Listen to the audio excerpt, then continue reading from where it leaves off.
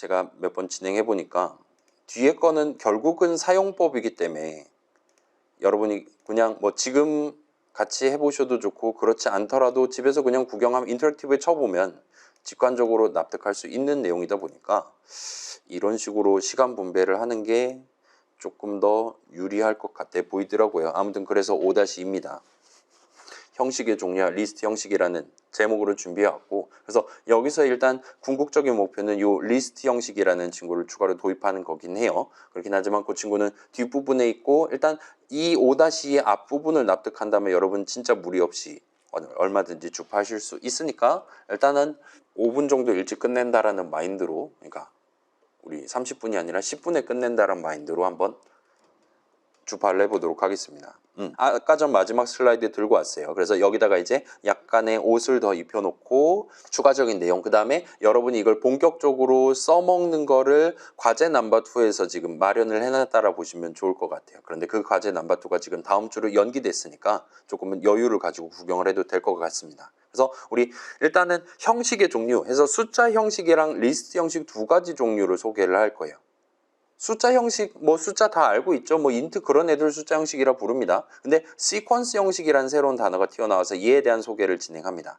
그 다음에 시퀀스 형식의 일종인 새로운 형식, 리스트 형식을 소개를 할 거예요. 그리고 그 중간 단계에서 이런 시퀀스 형식들을 다루기 위한 새로운 문장 적는 방법, 새로운 연산자니까 결국은 새로운 수식을 적는 방법, 그 다음에 새로운 함수, 그 다음에 보조적으로 쓸 수 있는 새로운 형식 정도를 사용법을 여러분들한테 알려드리는 내용이 남아있다 보시면 될 것 같아요. 그래서 살짝 스타트를 해봅시다. 자, 일단은 새로운 단어 시퀀스 형식에 대해서 생각을 조금 진행을 해볼게요. 그래서 값의 형식 조금만 복습을 해보면 우리 4가지 살펴봤었잖아요.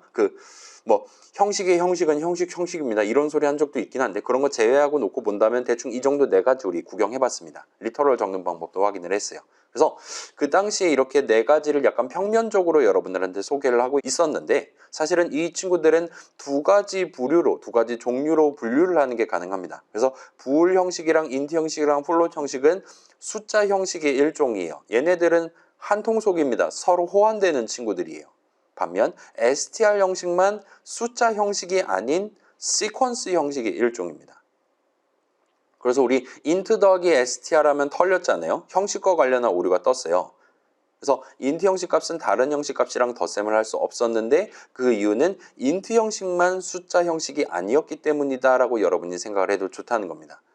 그래서 지금 잘은 모르겠지만 true 더하기 3 가능은 해요. bool 더하기 int 한 건데 우리가 마치 int 더하기 float 하면 결과적으로 float 덧셈을 하듯이 bool이랑 int랑 싸우면 int가 이깁니다. 그렇기 때문에 얘는 int 덧셈을 하게 돼요. 달리 말하면 int 괄호 열고 true 괄호 닫고와 같이 bool값 true에 대한 int 형식 값을 만들어서 그거랑 3이랑 더하게 됩니다. 근데 일단 파이썬 동네에서는 true는 int 형식으로 치면 1이 나와요. 그렇기 때문에 얘는 1 더하기 3에서 4가 나옵니다.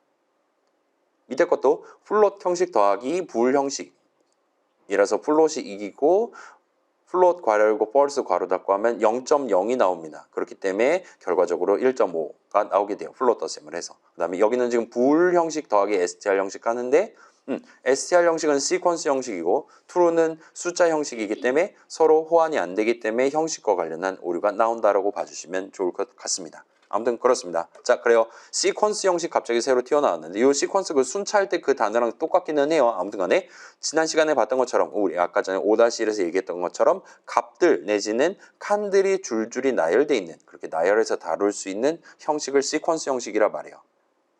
그래서 str 형식 같은 경우는 글자들 하나하나를 줄줄이 나열해서 다룰 수 있는 형식입니다.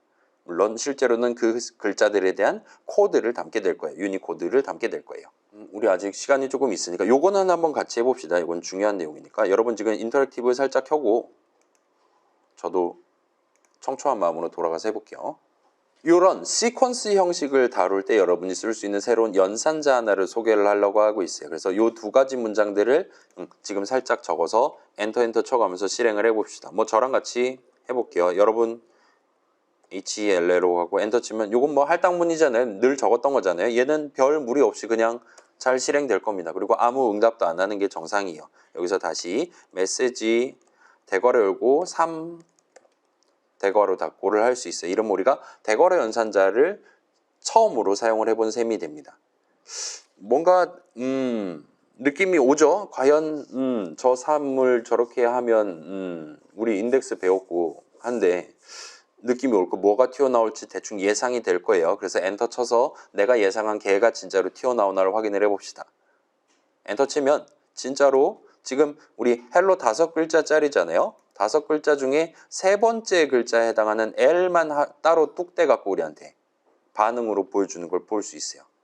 그럴싸하죠. 그래서 대괄호 연산자 이런 식으로 쓰시면 됩니다. 그래서 이런 느낌으로 나오면 성공이고, 일단은 조금만 더 구체화해서 5-1 내용 조금만 복습을 해보면 지금 이 대괄호 수식 계산하는 동안 무슨 일이 발생한 거냐, 이름 사전에서 새로운 이름, 새로운이 아니지, 이름 사전에서 이름 메시지를 찾은 다음에 그 오른쪽에 적혀있을 ID 값을 얻어요.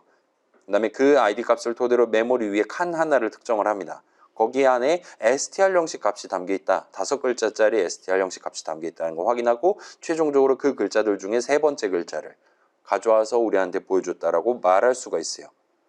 아이고 복잡하죠. 이 많은 작업을 파이썬 인터프리터가 지금 해줬다라 보시면 되는 겁니다.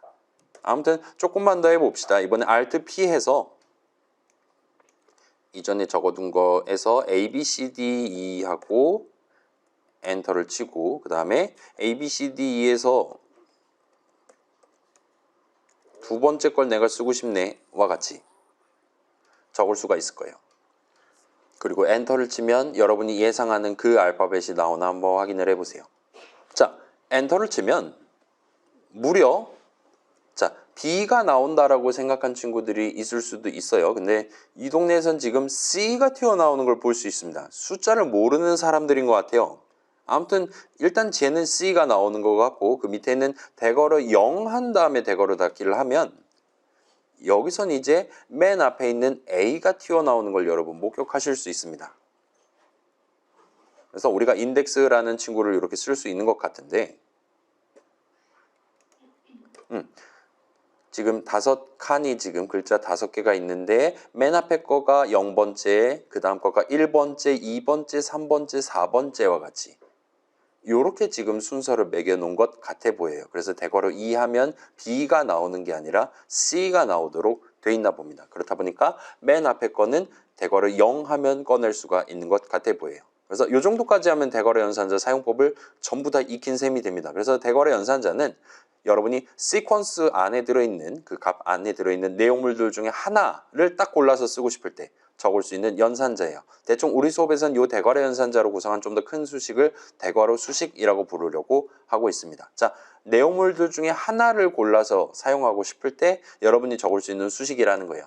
수식이야말로 계산하면 결과값이 하나 나오는 친구잖아요. 아무리 저 str 형식 값 안에 글자들이 엄청 많이 있다 하더라도 여러분은 대괄호 수식을 적음으로써 결과값 하나를 얻어내는 게 가능하다 생각해 주시면 좋을 것 같아요. 아무튼 대괄호 수식을 파이썬 인터프리터가 계산할 때 대괄호 왼쪽에 적혀있는 수식을 계산한 결과값의 형식이 시퀀스 형식이 맞다면 대괄호 안에 적어둔 수식을 계산한 결과값은 그 몇 번째 걸 가져와야 되냐를 의미하는 인덱스 값으로서 활용을 하게 됩니다. 활용을 하게 돼요. 그래서 요건 좀 중요할 것 같아요. 혹시 아까 전에 헷갈린 친구들, 틀린 친구들은 여러분이 잘못한 게 아닙니다. 프로그래밍 동네에서 대부분 이렇게 쓰고 있으니까 지금 시점에 자, 시퀀스의 가장 첫 칸을 의미하는 인덱스 값은 0이다 해서 시작은 0번째 정도로 외워두고 가시면 좋을 것 같아요. 자, 일단 이 정도로 해둡시다. 그래서 요거는 저만 한번 쳐볼게요. 약간의 퀴즈 같은 느낌입니다. 자, 봐봐요. 3 이러면 인트값 3 하나 튀어나오는 수식 적은 거잖아요. 그거의 0번째 맨 앞에 있는 게 뭐니? 라고 물어보는 셈이 됩니다. 자, 이거 엔터 치면 뭐 나오겠어요? 3이면 숫자 하나잖아요. 그래서 하나 있는 것 중에 맨 앞에 거가 뭐니? 물어보는 셈입니다. 시작은 0번째니까요. 엔터 치면 당연스럽게도 꺼지라고 문전박대를 하는 걸 볼 수 있어요. 왜 문전박대를 하냐? 요 수식 3 계산한 결과값에 해당하는 인트값 3은 시퀀스 형식이 아닌 숫자 형식이기 때문입니다. 자, 이제까지 int 더하기 str 하면 털리고 bool 더하기 str 하면 털리고 str 형식 혼자 약간 뭐라 그래야 될까요? 뭐 핍박받는 인생을 살아왔던 거예요. 이제 역습의 기간, 역차별의 기간이 온 겁니다. 지금 숫자 형식은 여기 지금 끼어들 수가 없어요. 여기는 오로지 시퀀스 형식만 올 수 있다. 현재까지는 지금 그렇게 판명을 해둔 상태입니다. 아무튼 형식 자체가 글러먹었기 때문에 형식과 관련한 오류가 뜨고 뭐 실제로 다른 작업을 수행하지 않고 일종의 입구 컷을 지금 당했다를 봐주시면 좋을 것 같아요. 그 다음에 안녕 한 다음에 0번째 글자 맨 앞에 있는 글자 뭡니까 물어보면 이 친구가 엔터 치면 안이라고 답해줍니다. 이 친구는 유니코드를 쓰는 친구이기 때문에 안녕 하면 아 한국말 두 글자 적혀있네요. 얼마든지 파악할 수 있는 친구예요. 그렇기 때문에 맨 앞에 있는 한국말 한글 글자인 안 한 글자를 얼마든지 줄 수 있습니다.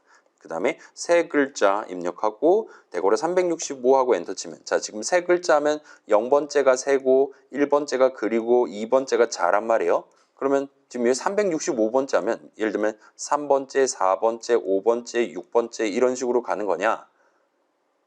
일종의 로테이션을 하는 거죠. 이 친구 같은 경우는 이제 엔터를 치면 우리 수업에서 처음으로 새로운 오류인 인덱스랑 관련된 오류, 인덱스 에러가 뜨는 걸 볼 수 있어요. 자, 지금 여기는 세 글자가 적혀 있기 때문에 대괄호 0 했다면 세가 나올 것이고 대괄호 2 했다면 자가 나왔을 것인데 문제는 우리가 인덱스 값으로서 365가 튀어나오도록 그렇게 대괄호 수식을 적어놨단 말이에요. 그렇기 때문에 이 365번째 글자 같은 건 없는데요.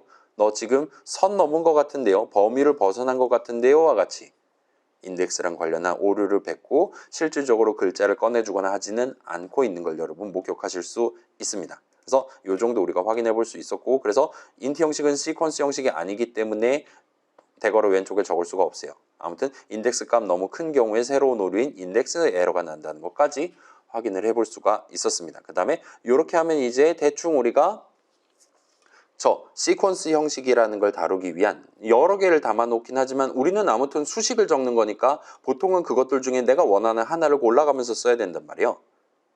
안에 값이 3개 있다 하더라도 걔네를 한꺼번에 들고 와서 다룬다?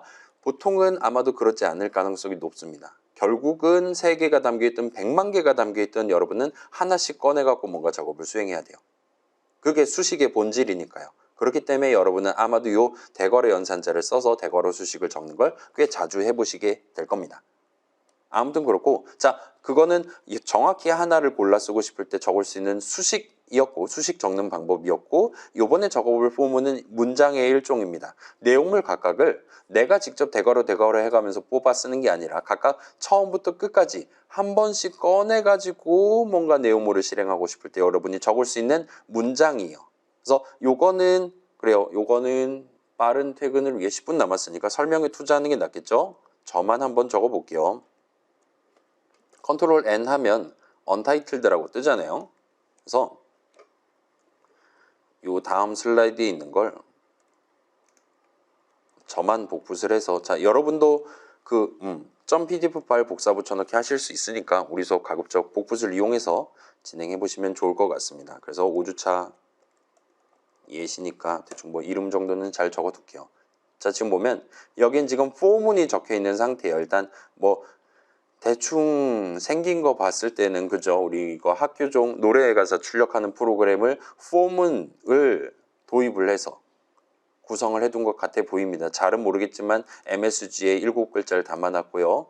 아무튼 여기 지금 출력하고 뒤에 띄어쓰기 하는 프린트 호출식도 있고요. 0.5초 쉬는 거 있고 여기 마지막으로 0.5초 또 쉬고 마지막에 엔터를 치도록 만들어 놓은 것 같아요.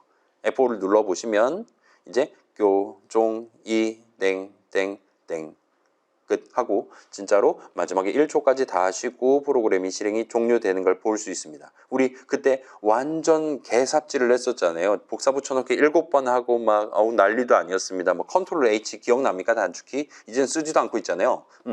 그런 식으로 우리가 복사 붙여넣기로 해결했던 문제를 여기서는 지금 값들을 한 군데 모아 담아놓고 그거를 반복 흐름을 써서 하나씩 꺼내가지고 지금 좀 더 쉽게 우리 지난 시간에 배웠던 거랑 이번 시간에 배웠던 걸 조합을 해서 좀 더 간편하게 문제를 해결했다 보실 수가 있을 것 같아요. 그래서 이렇게 뜨면 성공이고 반대로 이렇게 실행된다라는 걸 토대로 방금 우리가 구경해 봤었던 이 포문의 일종의 동작 저 포문 첫 줄의 의미를 우리가 확인하는 게 가능할 겁니다. 그래서 레이저 포인터 다시 들고 올게요. 자 보면 이 프린트 호출식은 궁극적으로 수식 C를 계산한 결과값을 지금 출력하고 있어요. 마지막에 스페이스바 띄어쓰기 한번 해주고 있고요.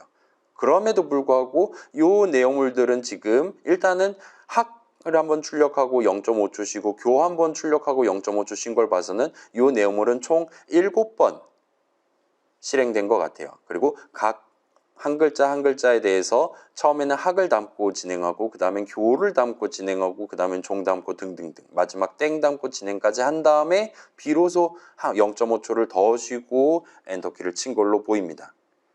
아까 봤을 때 실제로 그랬죠. 학이랑 교 사이에 0.5초짜 계속 꼬박꼬박 씌워줬잖아요. 라고 볼 수가 있을 것 같아요. 수식 C를 계산한 결과값이 그때그때 다르게 튀어나왔습니다. 그 말은 C에 처음에 학을 담아놨었고 교를 담아놨었고 종을 담아놨었고와 같은 작업이 발생했었다라 말할 수 있어요. 그걸 토대로 본다면 이 포문의 첫 줄을 자, 요 for라는 단어, in이라는 단어 들어본 적 있는 영어 단어잖아요. 그렇긴 한데 요 첫 줄을 읽으실 때 제 추천사항은 요 for 바로 뒤에다가 each라는 영어 단어를 붙여서 이 첫 줄을 읽어보시는 걸 제가 추천을 드릴게요. 그래서 for 한 다음에 each를 붙여주시고 그 다음에 C 여기서는 글자, 캐릭터의 준말로서 C를 쓴 겁니다. 그 다음에 여기는 아마 복수형을 쓰시는 게 편할 것 같아요. 그래서 각 for each C'인 한글 패치를 해보도록 하겠습니다. MSG 안에 있는 각각의 C들에 대해서 들여쓰기에도 문장들을 한 번씩 실행해 달라와 같이 우리가 포문을 적은 셈이 돼요. MSG 안에 있는 각각의 C들에 대해서 와 같이 한글 패치면 거꾸로 포문을 읽어주실 수가 있을 겁니다. 그래서 each라는 단어만 살짝 생각해 주시면 연상하기 쉬울 거예요. 아무튼 그래요. 포문은 5분 남은 거죠. 어떤 컬렉션에서 값을 하나씩 꺼내와서 사용하고 싶을 때 여러분이 적을 수 있는 문장이에요. 갑자기 컬렉션이라는 단어가 튀어나오긴 했는데 지금은 별로 중요하지 않을 것 같습니다. 일단 str 형식은 시퀀스 형식의 일종이고 시퀀스 형식들은 컬렉션 형식들의 부분 집합이 맞아요. 그런데 컬렉션 형식, 그러니까 시퀀스가 아닌 컬렉션 형식이 존재는 합니다. 그렇기는 한데 우리는 조금 있다가 요건 아마 영상으로 가져갈 것 같아요. 영상에서 이제 str 형식이 아닌 시퀀스 형식, 리스트 형식이라는 친구를 여러분들한테 소개를 할 거고 우리 수업 말고 다음 단계 2학년 수업 정도가 될 것 같아요. 자료구조론 같은 이름의 수업에서 시퀀스 형식이 아닌 그러니까 값들을 줄줄이 나열해 다루지는 않는 그렇긴 하지만 값들을 모아서 다루는 컬렉션 형식을 여러분이 배우실 수가 있게 될 겁니다. 그러니까 지금은 1학년 1학기니까 그러려냐고 넘어가도 될 것 같아요. 지금은 폼은 여러분 뭐 STR 같은 시퀀스 형식 다루는 용도로 쓸 수 있다 정도까지만 생각하고 넘어가셔도 좋을 것 같아요. 아무튼 그 정도로 일단 해두고 이 포문은 여러분이 적을 수 있는 문장이고 매번 하나씩 꺼내올 것이고 꺼내온 값은 여러분이 직접 지정한 이름에다가 한 번씩 담아줍니다. 방금 전 같은 경우는 제가 정한 이름 C에다가 담아준 거였고 여러분이 얼마든지 내가 원하는 이름 자유롭게 지정해 줄 수 있어요. 물론 여기서도 그 이름에 실제로 담는 거는 뭐 학 한 글자를 진짜로 담는 게 아니라 그 값에 대한 ID 값을 대신 담게 됩니다. 그리고 폼은 내용물은 그렇게 그 이름, 내가 정한 이름의 값을 성공적으로 담을 때마다 한 번씩 실행돼요. 따라서 지금 같은 경우는 학교 종이 땡땡땡 7글자가 들어있었기 때문에 7번 실행된 겁니다.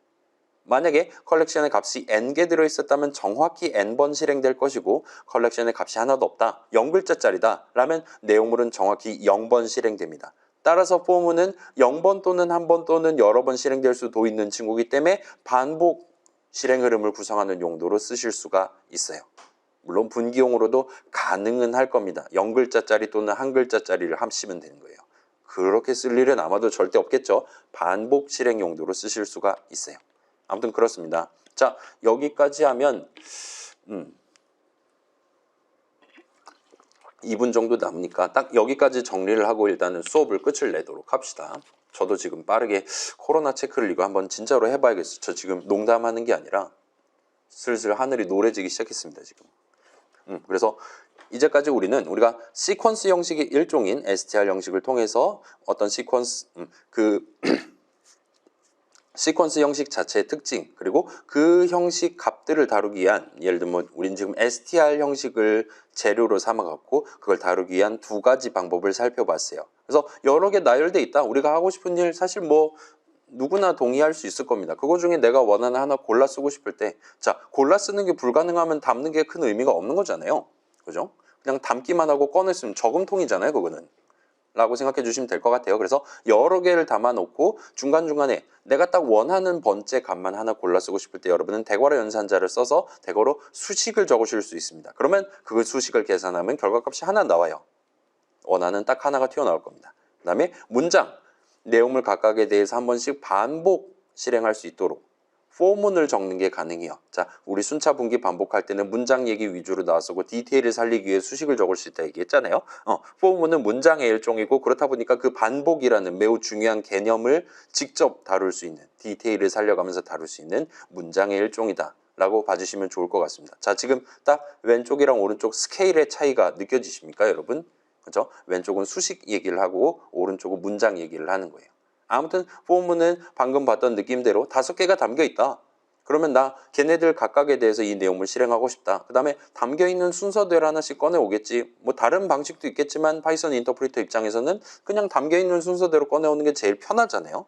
오히려 우리가 자 이거 1, 3, 2, 4, 3, 5 순서대로 꺼내줬으면 좋겠다 하면 그 친구는 더 머리가 복잡해지기 시작하는 겁니다. 그래서 걔는 당연히 가장 기본적으로 가장 편한 담겨있는 순서대로 0번째 거부터 순서대로 하나씩 가져와서 우리가 정한 이름에 담아주고 그거에 성공할 때마다 들여쓰게든 역시나 우리가 지정한 문장들을 실행을 해줄 거예요. 아무튼 그 정도 살펴본 거고 역시나 중요한 이 동네에서 국룰이라고 말할 수 있는 시작은 0번째까지 마지막으로 한 번 더 기억해 두시고 뒤에 내용은 조금은 약간은 더 지엽적인 내용이랑 리스트 형식과 관련한 내용이 있으니까 그거는 영상에서 살짝 구경을 해보는 식으로 우리서 5주차를 끝을 내면 좋을 것 같습니다. 그리고 리스트라는 친구를 여기서 새로 도입을 할 수 있을 것 같아요. 자, 이 리스트 형식 역시나 시퀀스 형식의 일종이에요. 그렇기 때문에 대괄호 수식 으로 얼마든지 여러 개들 중에 하나를 골라 쓸 수 있고요. 그 다음에 거기 담겨 있는 거 하나씩 꺼내서 쓰고 싶을 때 포문을 쓰실 수가 있어요. 얘도 마찬가지로 시작은 0번째입니다. 맨 앞에 있는 거 알고 싶다. 대괄호 0 하시면 되는 거예요. 그럼 이제 리스트 형식이랑 str 형식 사용법이 동일하다. 그럼 차이점이 뭐냐를 이제 구경을 하면 되겠죠. 리스트 형식이랑 str 형식의 차이점은 지금 시점에 3가지 정도를 짚을 수 있습니다. 첫 번째는 자, 둘 다 시퀀스 형식이에요. 값들 내지는 칸들을 나열해서 다루기 위한 형식인데 그래서 구체적으로 무슨 값을 나열해서 다루냐가 차이가 납니다. str 형식은 아까 봤듯이 글자들 HELLO 등등 글자들을 쭉 나열해서 다루는 시퀀스 형식이에요. 리스트 형식은 그렇지 않습니다. 리스트 형식은 id 값들을 쭉 나열해서 다루는 시퀀스 형식이에요. 자, 우리 id 값만 들고 있으면 그 복잡한 숫자만 들고 있으면 메모리 그 자리 가서 여기 지금 무슨 형식 값이 담겨 있다. 그리고 정확히 int면 3 담겨 있냐 5 담겨 있냐 모든 걸 다 확인할 수 있었어요. 그런데 리스트 형식 같은 경우는 그런 id 값들을 하나뿐만 아니라 여러 개를 나열해 가면서 다룰 수도 있는 시퀀스 형식이에요. 자, 우리 변수 아까 전에 다시금 정립했잖아요. 파이썬 동네에서 변수는 id 값을 하나 담을 수 있는 친구였습니다. 아무튼 파이썬 동네에서 변수는 id 값을 하나만 담을 수 있는 친구예요. 근데 이 리스트 형식을 도입하면 id 값 여러 개를 하나의 세트로, 하나의 시퀀스로서 다루는 게 가능해지는 겁니다. 괜찮아요? 이게 첫 번째 차이점이에요. 둘 다 시퀀스 형식인데 뭐에 대한 시퀀스를 다루는 거냐, 무슨 값들을 나열해서 다루는 거냐가 다릅니다.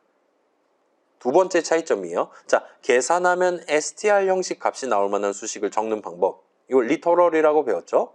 아무튼 작은 따옴표 등등으로 적을 수가 있어요. 그리고 계산하면 리스트 형식 값이 나올 만한 수식을 적는 건 따옴표를 쓰는 게 아니라 이렇게 대괄호로 표현을 합니다. 이건 리터럴은 더 이상 아니긴 하지만 아무튼 간에 수식을 적는 게 가능해요. 이 수식 계산하면 5개짜리 새로운 리스트 형식 값이 튀어나오게 됩니다. 아무튼 유효한 수식이에요. 그래서 두 번째 차이점은 대충 수식 적는 방법이 다르다 정도로만 퉁쳐놓고 넘어가셔도 좋을 것 같습니다. 그 다음에 마지막 한 가지 얘네보다 훨씬 더 중요한 차이점이 있는데 조금 뒤에 다시 한번 확인을 해보도록 할게요. 지금 몇 분 남은 거니? 25분 남았어요. 자, 요거 같이 한번 쳐볼게요. 그래서 여러분 아까 전에 A, B, C, D, E 적었던 것처럼 원한다면 계산했을 때 새로운 리스트 하나가 튀어나올 만한 수식을 얼마든지 적을 수 있습니다. 그리고 그거를 지금 넘버 자리에 넘버가 아닌데 넘버스 자리에 담고 있어요. 복수형을 붙여줄게요. 그러면 넘버스 한 다음에 2번째 거 엔터 치면 이거 뭐 나오겠어요? 지금 넘버즈에는 357이 담겨 있습니다. 대괄호 2하면 뭐 나옵니까? 그렇죠? 5가 아니라 7이 나와요. 시작은 0번째라는 거 꼭 기억해 주시고, 아무튼 저 지금 리스트에서 0번째, 1번째, 2번째 셋 중에 내가 원하는 하나 골라 쓰는 게 가능하다는 거예요. 대괄호 수식 유효하게 적을 수 있습니다. 그 다음에 포문도 여러분이 원한다면 얼마든지 유효하게 적으실 수 있어요. 얘 엔터 치면 넘버즈에서 처음에 3 꺼내오고 그 다음에 5 꺼내오고 7 꺼내오고 해서 각각 출력하고 엔터 치고 출력하고 엔터 치고를 하는 게 가능합니다. 그래서 아까 str 형식 가지고 갖고 놀았던 그 수식 적는 방법, 문장 적는 방법 그대로 리스트 형식 값을 갖고도 활용을 할 수가 있어요. 자, 조금만 더 해보도록 합시다. 그래서 Alt P 하면 되겠죠. 그래서 넘버즈 이번엔 조금 할당문이긴 한데 조금 이상해요. 3.0001 그 다음에 1번째는 하면서 지금 5 엔터. 일단 오류는 안 났어요. 그 다음에 넘버즈하고 엔터를 칠 겁니다. 우리 지금 이름 적고 엔터 칠 때, 아니 수식 적고 엔터 칠 때 저 수식 계산한 결과값이 뭐가 나오냐 항상 반응해 줬잖아요. 지금 넘버즈 안에 리스트가 들어있단 말입니다. 그걸 토대로 요거 엔터 치면 이제 리스트 뭐가 담겨 있냐를 보여줄 거예요. 그리고 여기서 엔터 치면 놀랍게도 지금 0번째 자리에는 플롯 형식 값 3.0001이 들어있고요. 그 다음에 1번째 자리에는 str 형식 값 5가 들어있고요. 그 다음에는 int 형식 값 7이 들어있는 것 같아요 라고 우리한테 반응을 해주는 걸 보실 수가 있어요. 처음에 357 다 int 값 담겨 있었는데 지금은 완전 다른 애들이 담겨 있습니다. 그 말은 이 할당문이 오류만 안 난 게 아니라 진짜 성공적으로 실행됐다라는 의미고 여기서 구체적으로 지금 넘버즈 0번째 자리에 3.0001을 담았다. 정확히는 id 값이긴 하지만 아무튼 간에 원래 3 담겨 있었던 그 0번째 칸에다가 3.0001을 담았다. 원래 5 담겨 있었던 그 자리에 5 네 글자짜리 str 형식 값에 대한 id 값을 담았다라고 말할 수가 있게 되는 겁니다. 그리고 이게 리스트 형식 같은 경우는 가능해요. 일단 파이썬 인터프리터도 넘버즈하고 엔터 쳤을 때 지금 리스트가 눈에 보이고요.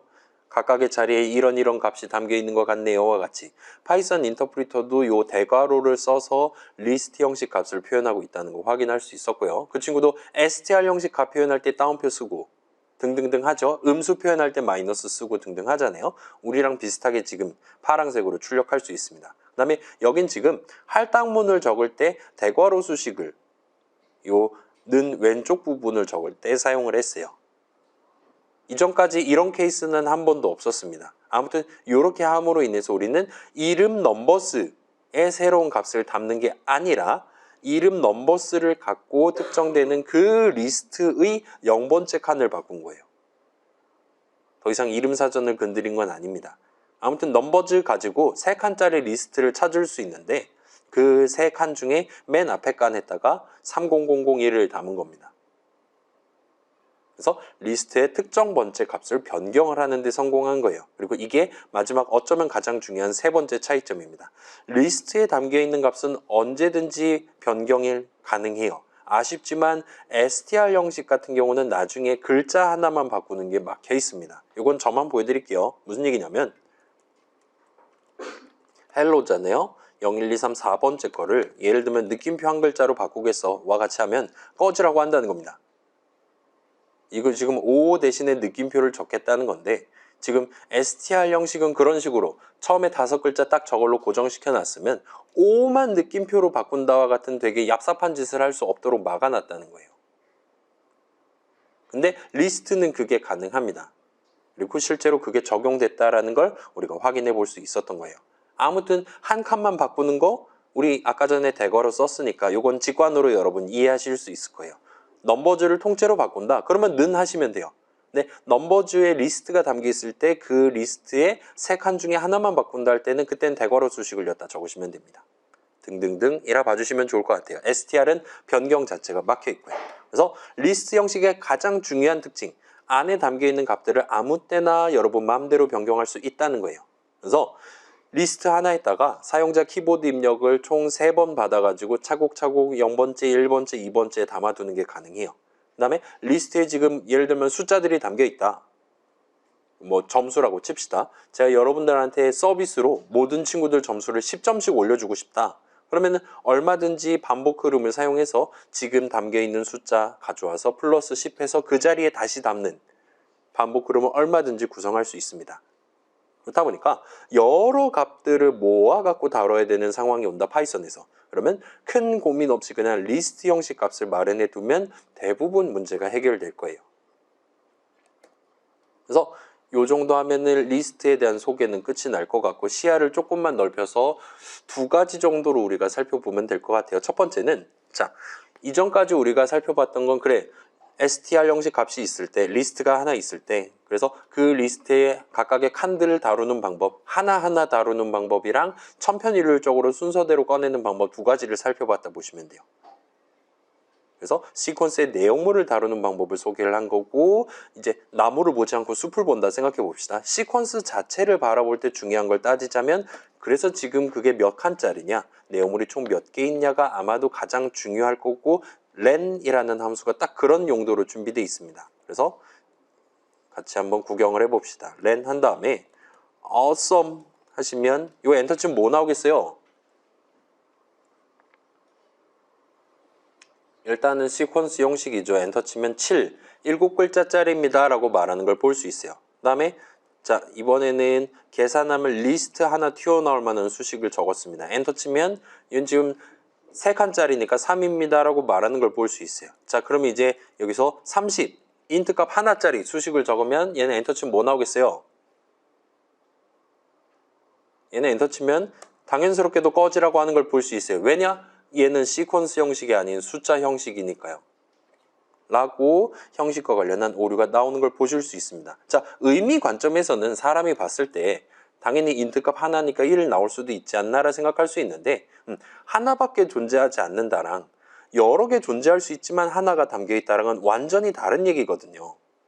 무슨 얘기냐면, 이게 만약에 이런 느낌으로 한 칸짜리 리스트였다면 그때는 1이라고 말하는 게 정상이에요. 얘는 2가 뜰 수도 있고 3이 뜰 수도 있긴 한데 지금 1이 뜬 겁니다. 근데 숫자 형식은 그런 값을 몇 개를 여기다 모아서 담냐라는 걸 전혀 고려하지 않는 형식이기 때문에 바로 그냥 꺼지라고 하도록 설계되어 있다 보시면 됩니다. 그래서 len은 아마도 length의 줄임말인 것 같아요. 인수로 지정한 컬렉션, 내용물이 총 몇 개 있냐를 알려줍니다. 그래서 지금 뭐 우리 반 친구가 몇 명이냐라든가 지금 내가 입력받은 데이터가 총 몇 개가 있냐 등등 몇 개 있냐가 중요한 상황에서는 요 len이라는 함수를 쓰시면 돼요. 평균을 구하고 싶다. 자, 합을 구하는 건 포문으로 해결할 수 있어요. 다 더해버리면 됩니다. 근데 평균을 구하려면 개수로 나눠야 되는 거잖아요.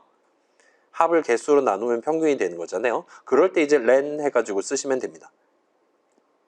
그 다음에 요 리스트의 길이만큼 반복 실행하는 흐름을 for문이 아닌 while문을 써서 구성하고 싶을 때가 있을 수 있어요. 그럴 때도 len을 사용을 해보실 수가 있습니다. 그러면 지금 7개니까 인덱스를 0에서부터 6까지만 가져가면 되겠구나 와 같이 3단 콤보를 구성하는 용도로 len을 쓰실 수가 있다 보시면 돼요. 정도가 있고, 두 번째로 자, 나중에 자, 처음에 3칸짜리 만들어 놓고 나중에 한 칸 한 칸 차곡차곡 유효한 값을 바꿔 담는 게 가능하단 말이에요. 리스트 같은 경우는. 그래서 그런 용도로 이 리스트를 여러분도 아마도 자주 쓰시게 될 겁니다. 나중에 진짜 유효한 데이터를 담아 둘 거긴 한데 지금 일단 미리 만들어 놓고 스타트 하자. 그래서 이런 느낌의 할당문을 미리 적어 놓고 미리 실행한 다음에 실질적인 인풋 호출식을 계산한다거나 할 수 있어요. 그러기 위해서 여러분이 원하는 크기만큼의 안에 값이 뭐가 들어있냐는 중요하지 않고 아무튼 내가 원하는 크기만큼의 리스트를 미리 만들어 둘 필요가 자주 생길 거예요. 그래서 지금 3칸짜리 만들고 싶다. 0,0,0 하시면 돼요. 5칸짜리 0,0, 0만 더 적으시면 돼요. 문제는 이게 100만 칸짜리 리스트를 미리 만들어야 된다? 그러면 이제 이걸 골치 아프게 됩니다. 이거 컴마를 999,999번 적어야 된다는 거예요. 그래서 너무 귀찮기 때문에 이럴 때는 특정 크기의 내가 원하는 크기의 리스트를 자동으로 만들어주는 조금 더 복잡하게 생긴 수식 조합을 쓸 수가 있게 됩니다. 그래서 이거는 마지막으로 같이 한번 구경해 봅시다. 과제 출제할 수 있을까? 15분 남았는데 가볼게요. range라는 친구를 쓰시면 돼요. 잘은 모르겠지만 이렇게 뭔가 함수 호출시 비슷하게 적으시면 리스트는 함수 이름은 아니긴 하죠. 엔터 치면 아무튼 여기다가 10이라고 적어놨다면 길이가 10인 10칸짜리 리스트를 던져줍니다. 이 지금 거짓말하는 게 아니라 3 했다면 0, 1, 2 숫자 3개가 담기는 리스트를 줘요. 100만 개 한다면 100만 개짜리를 줄 수도 있습니다. 여러분이 원한다면 지금은 무조건 0번째 칸에 0, 9번째 칸에 9를 넣어주는데 여러분이 원한다면 리스트 range 한 다음에 2024부터 2124까지와 같이 인수를 2개 지정한다면 그때는 이런 식으로 0번째 칸에는 2024, 그 다음부터 총 길이가 100에 해당하는 2123까지 숫자들이 담겨있는 총 100칸짜리 리스트를 만드는 것도 가능합니다. 이렇게 큼지막하게 일단 먼저 만들어 둔 다음에 원하는 번째 값을 바꿔가면서 여러분이 원하는 데이터를 하나의 리스트 안에 압축을 시켜가면서 담아놓고 활용을 하시는 게 얼마든지 가능할 거예요. 그런 용도로 요 range라는 형식이 준비가 되어 있습니다. range는 함수 이름은 아니기는 해요. 뭐 민증 까보면 알겠죠? range는 형식 이름입니다. range 엔터 치면 클래스 range라고 떠요. 아무튼 range는 형식 이름이고 지금 시점에는 저 range가 정확히 뭔지는 몰라도 괜찮을 것 같아요. 저 친구는 리스트 형식 내지는 포문이랑 조합해서 쓸만한 친구다라고 기억해 두시면 좋을 것 같습니다. 그래서 포문 쓰는 방법은 여러분 포 한 다음에 예를 들면 number, in, range, 10 같은 느낌으로 in 오른쪽에 range 괄호를 닫고 해서 계산하면 새로운 range 형식 값이 나올 만한 수식을 적을 수 있어요.